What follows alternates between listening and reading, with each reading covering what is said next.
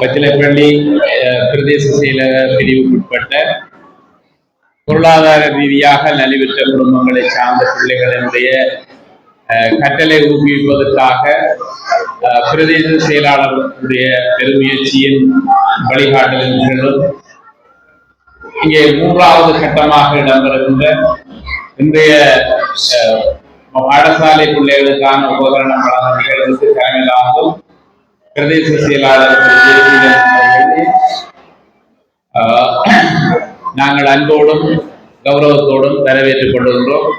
உண்மையிலே அவருடைய இந்த ஆண்டு 2025ஆம் ஆண்டில் வெள்ள அனர்த்தத்துக்கு பின்னர் ஒரு பாரிய வேலை திட்டமாக ஏறக்குறைய இதுவரை 700 பிள்ளைகள் இந்த பிரதேசத்திலே இந்த உதவியை பெறுவதற்காக அவருடைய தனிப்பட்ட நண்பர்கள், உறவினர்கள், கற்றவர்கள், கூட படித்தவர்கள் எல்லோரையும் ஒன்றிணைத்து கொடையாளர்களை அணிதிரட்டி இன்றைக்கு மூன்றாவது கட்டமாகவும் நாங்கள் இந்த நிகழ்ச்சியிலே சந்தித்திருக்கின்றோம்.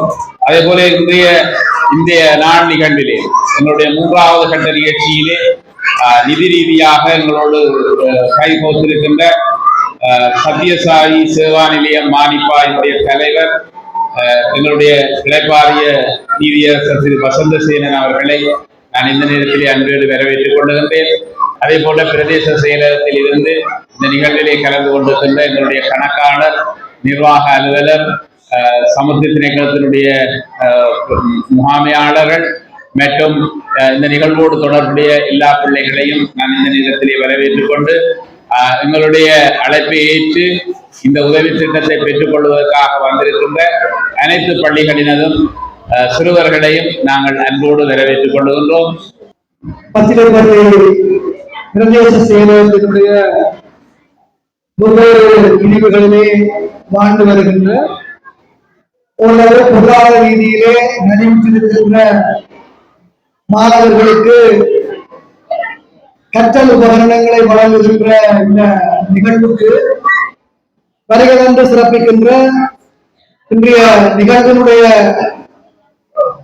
அனுசரணையாளர்களாக திகழ்கின்ற எங்கள் அன்புக்கும் பெருமதிப்புக்குரிய திரு வசந்தசேனன் ஐயா அவர்கள், பிரதி கல்வி பணிப்பாளர், கல்வி நிர்வாகம், வடக்கு வலயம் கிளர்ச்சி ஸ்ரீமதி ஹம்சந்தனி வினோதன், பிரதி திட்ட பணிப்பாளர், கணக்காளர், நிர்வாக உத்தியோகத்தர், ஏனைய எங்களுடைய அலுவலகத்தினுடைய உத்தியோகத்தர்கள், இந்த நிகழ்விலே கலந்து கொண்டிருக்கின்ற பாடசாலை ஒவ்வொரு பாடசாலைகளுடைய ஆசிரியர்கள், மாணவர்கள், உங்கள் அனைவருக்கும் அன்பான வணக்கம்.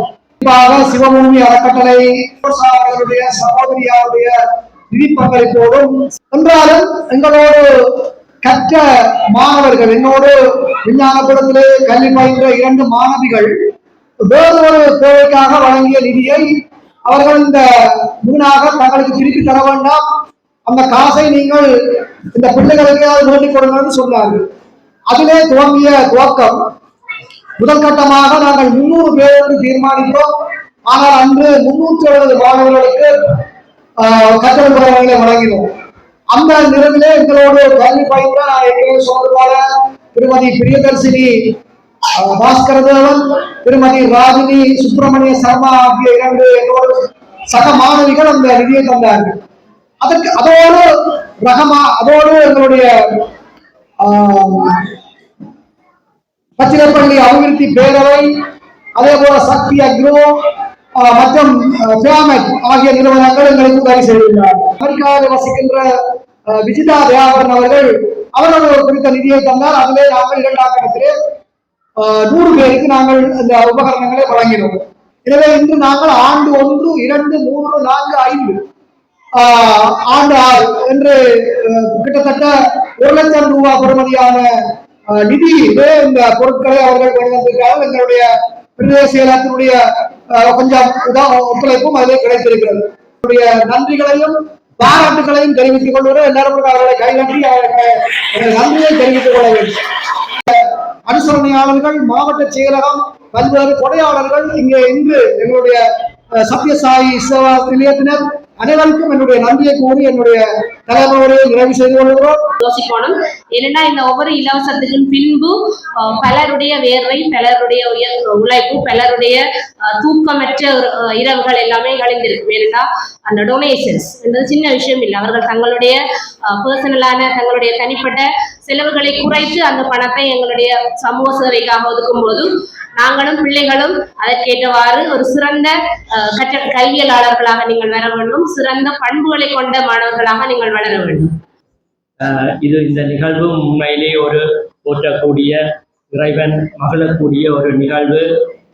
நாங்கள் தனியே எமது கடமைகளை மாத்திரம் ஆற்றாமல் எமது பிரதேசத்தில் உள்ள இவ்வாறான சமூகத்துக்கும் செய்ய வேண்டிய சேவைகளை செய்ய வேண்டியது ஒரு உண்மையான உன்னத பணியாகும். நமது பகவான் ஸ்ரீ சத்யசாய் பாபா அவர்கள் நமது போதனைகளிலே என்ன கூறியிருக்கின்றார் என்றால், பிரார்த்தனை செய்யும் உதடுகளை விட சேவை செய்யும் கரங்களே உயர்ந்தவை என்று சுவாமி பகவான் அவர்கள் எவ்வாறு ஆன்மீக போதனைகளுக்கு முக்கியத்துவம் கொடுத்தாரோ அதிலும் பார்க்க மேலான முக்கியத்துவத்தை சேவை பணிகளுக்கே வழங்கி இருக்கின்றார். அவர் தாம் வாழும் காலத்திலேயே சுவாமியே முன்னின்று பல சேவை பணிகளை ஆற்றியிருக்கின்றார்.